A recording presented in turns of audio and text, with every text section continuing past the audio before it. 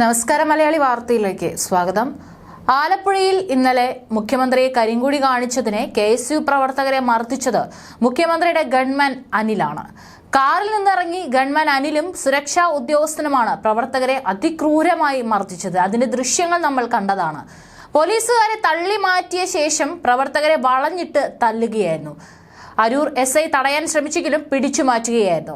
ദൃശ്യങ്ങളിൽ പോലീസ് ഉദ്യോഗസ്ഥൻ നിലത്ത് വീഴുന്നതും കാണാം. ഗൺമാൻ അനിലിന് നേരെ നേരത്തെയും വിമർശനമുയർന്നിരുന്നു. തൊടുപുഴയിൽ മാധ്യമപ്രവർത്തകന്റെ കഴുത്തിന് പിടിച്ചു തള്ളിയതും അനിലായിരുന്നു. ആലപ്പുഴ ജനറൽ ആശുപത്രിക്ക് സമീപമായിരുന്നു സംഭവം. ആലപ്പുഴയിലെ പ്രതിഷേധക്കാരെ ഒരു കാരണവുമില്ലാതെയാണ് തല്ലിച്ചതച്ചത്. മുഖ്യമന്ത്രിയുടെ വാഹനം കടന്നു പോകുമ്പോൾ യൂത്ത് കോൺഗ്രസുകാർ മുദ്രാവാക്യം വിളിച്ചു. ഇവരെ അവിടെയുണ്ടായിരുന്ന പോലീസ് പിടിച്ചു മാറ്റി. ഇതോടെ തന്നെ ക്രമസമാധാന പ്രശ്നവും തീർന്നു. പക്ഷേ തൊട്ടു പിന്നാലെയാണ് മുഖ്യമന്ത്രിയുടെ വാഹന വ്യൂഹത്തിലെ കറുത്ത യൂണിഫോം ഇട്ട പോലീസുകാർ റോഡിലേക്ക് ഇറങ്ങി വന്നത്. ലാത്തികൊണ്ട് അടിയും തുടങ്ങി. ഇതിനൊപ്പമാണ് മുഖ്യമന്ത്രിയുടെ ഗൺമാനായ അനിലും അടിക്കാൻ തുടങ്ങിയത്. പ്രാദേശിക ക്രമസമാധാന പ്രശ്നത്തിൽ ഇടപെടാൻ ഗൺമാന് അവകാശമില്ല. മുഖ്യമന്ത്രിയുടെ സുരക്ഷ മാത്രമാണ് നോക്കേണ്ടത്. അതുകൊണ്ട് തന്നെ മുഖ്യമന്ത്രിയുടെ വാഹന വ്യൂഹം കടന്നുപോയ ശേഷം അനിൽ നടത്തിയത് ഗുണ്ടാക്രമണത്തിന് സമാനമായ ഇടപെടലായിരുന്നു. ഇതും കണ്ടില്ലെന്ന് മുഖ്യമന്ത്രി വ്യക്തമാക്കിയിട്ടുണ്ട്. സംഭവിച്ചത് പാടില്ലാത്തതായിരുന്നുകൊണ്ടാണ് കണ്ടില്ലെന്ന് മുഖ്യമന്ത്രി പറയുന്നത് എന്നതും വ്യക്തമാണ്. പോലീസ് ചട്ടങ്ങളുടെ ലംഘനമായിരുന്നു ഇതെല്ലാം. എന്നാൽ അനിലിനെതിരെ നടപടികളൊന്നും ഉണ്ടാകില്ല. മുഖ്യമന്ത്രിയുടെ വാഹന വ്യൂഹത്തിലെ സുരക്ഷാ ജീവനക്കാർ നടുറോഡിൽ നിയമം കയ്യിലെടുക്കുന്നതും ചട്ടവിരുദ്ധമാണെന്ന വാദം ശക്തമാണ്. പ്രകോപനമില്ലാതെ അക്രമം കാട്ടുകയായിരുന്നു ഇവരെല്ലാം. അതുകൊണ്ട് തന്നെ സാധാരണ രീതിയിൽ നടപടിയെടുക്കണം.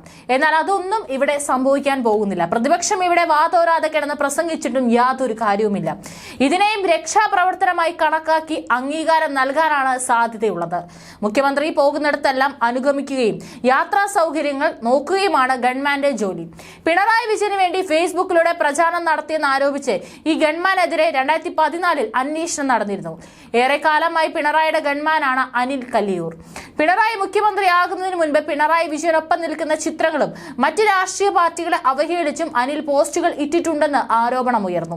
SI ആയ അനിൽ പോലീസ് ചട്ടങ്ങൾ ലംഘിച്ചുവെന്നായിരുന്നു അന്നുയർന്ന ആരോപണം.